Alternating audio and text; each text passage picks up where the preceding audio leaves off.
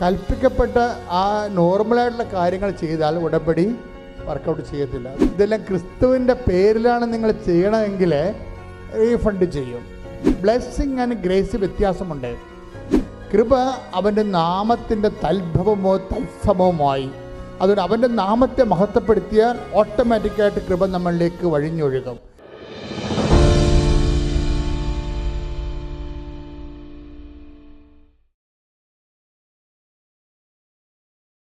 അല്ലാതെ കൽപ്പിക്കപ്പെട്ടത് മാത്രമാണ് ചെയ്താൽ അതിനകത്ത് പ്രത്യേകിച്ച് മാഹാത്മ്യമൊന്നുമില്ല.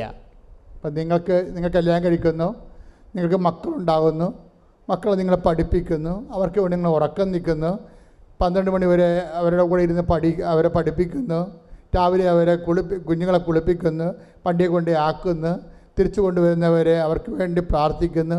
ഇതെല്ലാം ചെയ്തുകൊണ്ട് ഒരു ഗുണവുമില്ലെന്നാണ് പറയണത്. എന്താ കാര്യം? ഇതെല്ലാം കൽപ്പിക്കപ്പെട്ടതാണ്.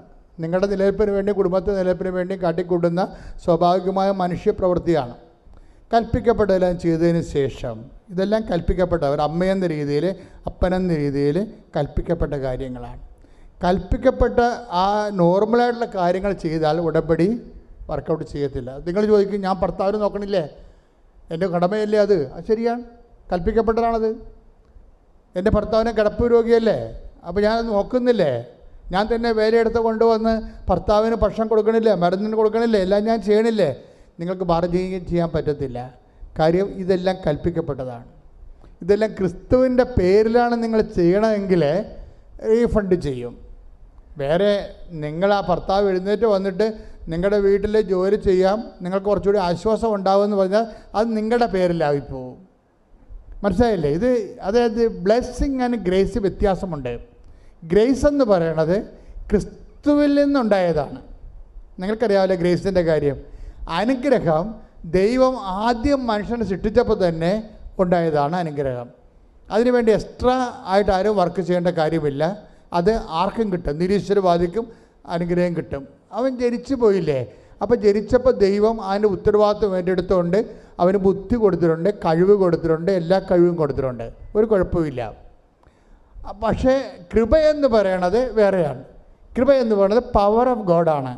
അത് ക്രിസ്തു വഴി ഉണ്ടായതാണ്. അതെപ്പോഴും നാം മനസ്സിലാക്കണം. കാരണം ക്രിസ്തു വഴി എങ്ങനെയാണ് ഉണ്ടായത്? ക്രിസ്തു വഴി ഉണ്ടായെന്ന് പറഞ്ഞാൽ എന്താണ്?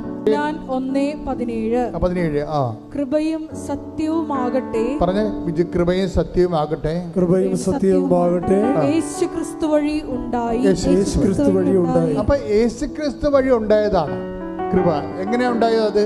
അതെപ്പോഴും ഉണ്ടായത് 12:18 അനുസരിച്ചുകൊണ്ടാണ്. ഏത്? മത്തായിയുടെ സുവിശേഷം. ശ്രുതികട്ടെ. ഹല്ലേലൂയ, ഹല്ലേലൂയ, ഹല്ലേലൂയ, ഹല്ലേലൂയ, ഹല്ലേലൂയ. യേശുവേ നന്ദി. ഹല്ലേലൂയ. മത്തായി 12:18. മത്തായി 12:18. ഇതാ ഞാൻ തിരഞ്ഞെടുത്ത എൻ്റെ ദാസൻ. ഏറ്റു പറഞ്ഞ, ഇതാ ഞാൻ തിരഞ്ഞെടുത്ത എൻ്റെ ദാസൻ, എൻ്റെ ദാസൻ, എൻ്റെ ആത്മാവ് പ്രസാദിച്ച എൻ്റെ പ്രിയപ്പെട്ടവൻ, ഞാൻ അവന്റെ മേൽ എന്റെ ആത്മാവിനെ അയക്കും. പിതാവിന്റെ ആത്മാവിന്റെ പ്രസാദം കിട്ടിയ ആളാണ് ക്രിസ്തു. അതിനാണ് കൃപയെന്ന് പറയുന്നത്. ക്രിസ്തുവിന് അത് എങ്ങനെയാണ് കിട്ടിയത്? അത് ഫിലിപ്പിയർ 2:6 അനുസരിച്ച് കിട്ടിയതാണ്. എന്താണ്? അവൻ പ്രകൃത്യ ദൈവമായിരിക്കവേ ദൈവത്തോടുള്ള സമാനത മുറുകെ പിടിക്കേണ്ട കാര്യമായി പരിഗണിക്കാതെ അവൻ ദാസനായി മരണത്തോളവും കുരിശുമരണത്തോളവും തന്നെ താഴ്ത്തി. അതിനാൽ ദൈവം അത്യധികം അവനെ ഉയർത്തി. അങ്ങനെ അത്യധികം ഉയർത്തുന്ന പ്രോസസ്സിനാണ് കൃപയെന്ന് പറയണത്. കൃപ അവൻ്റെ നാമത്തിൻ്റെ തൽഭവമോ തത്സമവുമായി, അതുകൊണ്ട് അവൻ്റെ നാമത്തെ മഹത്വപ്പെടുത്തിയാൽ ഓട്ടോമാറ്റിക്കായിട്ട് കൃപ നമ്മളിലേക്ക് വഴിഞ്ഞൊഴുകും.